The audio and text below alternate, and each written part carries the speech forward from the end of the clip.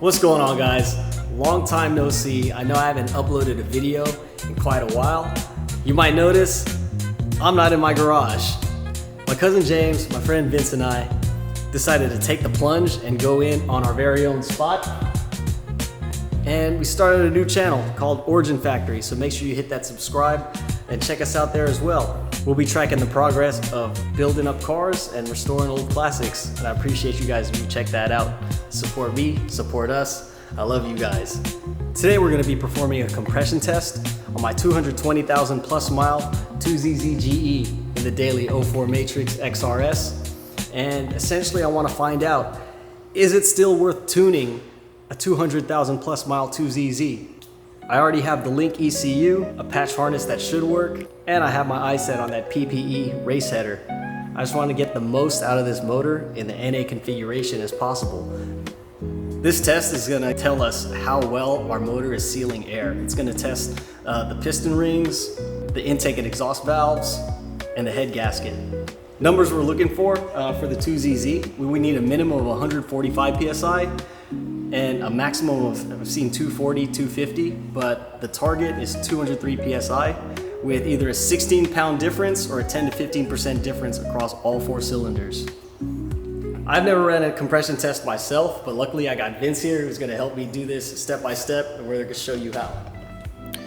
I always disconnect the battery before disconnecting any electrical connectors. Next, you want to take off these coil pack harness plugs. Be very careful, they can be brittle and break. Same thing goes for the fuel injector plugs.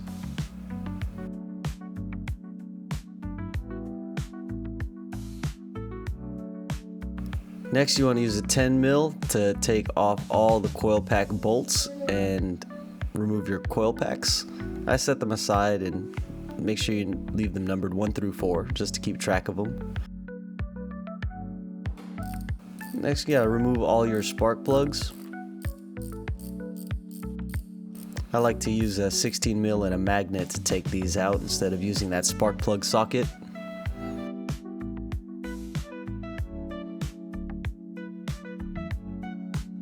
Alright, so pulling my cylinder 2 spark plug, small cause for concern. There is a little bit of residual oil on the bottom side of the spark plug, and that makes me kind of worried if it's leaking just from the valve cover gasket from that spark tube seal, or is this motor experiencing some blow by? But that's what we're looking to find out through the compression test. Vince is gonna hook up his Boroscope. We're gonna be able to check the condition of the cylinder walls, the pistons, and hopefully show you a conclusion to this. So we got the spark plug out, and now we have to find the right sizing for the hole. And so basically we need the same size right here. And then so now this should thread into where the spark plug goes, right here.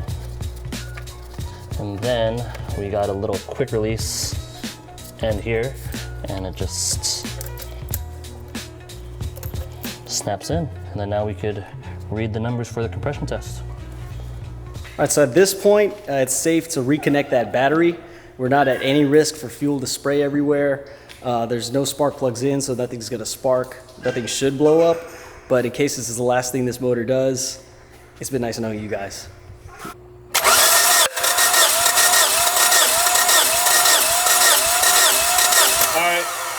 All right, so our results for cylinder 1, after cranking it about 8 revolutions, 225. That's a good number, we're within spec. Now we just gotta do it 3 more times.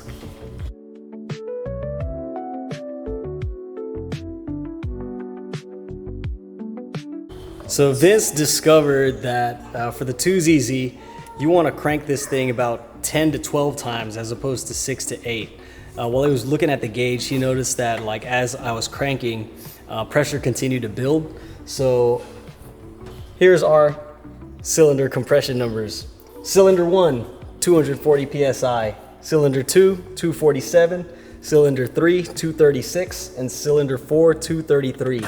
We're all within 16 pounds of each other, which is a really good sign. And right now, Vince is looking at the inside of my cylinders with this Boroscope. Essentially, we're looking for wearing anything really irregular. The cylinder walls are damaged in any way. If there's excessive like oil or carbon buildup we need to address, we should be able to see that pretty clear on this camera. Here we're looking at cylinder 1. The walls are looking really good, way cleaner than I expected. A little bit of buildup on the piston, but nothing too serious. Just continue to use fuel injector, fuel system cleaner. I don't see any excessive, like, alarming carbon buildup. So going into cylinder 2, that might just be from the actual camera is getting oil inside. Okay. Or when you took off the spark plug, like stuff could have just fell inside. But the cylinder walls look freaking great. There's no obvious vertical lines that I could see on anywhere on the thrust side or on the other side of the piston. Cylinder 3 looks like it also has that gunk right above the spark plug seal.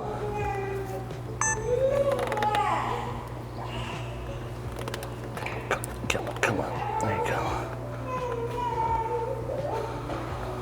Well, cylinder 3 might have slightly more scoring, but doesn't look anything to worry about yet. On either side, it looks pretty good. Looks like all the cylinders has that gunk, but cylinder 4 is the driest of the gunk. Cylinder 4 looks pretty much the same as cylinder 3. Yeah, it looks pretty good. Yeah, your cylinder walls look pretty good for over 200,000 miles.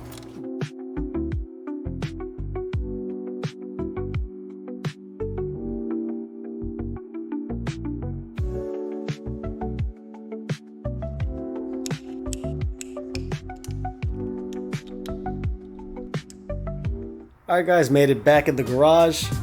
Car drives great, no issues. Let me know down in the comments if you want me to go ahead and do a step-by-step on how to properly perform a leak down test. Once again, I appreciate all the support. Subscribe to the channel, subscribe to Origin Factory. Keep driving those slow cars fast. Pass on the left.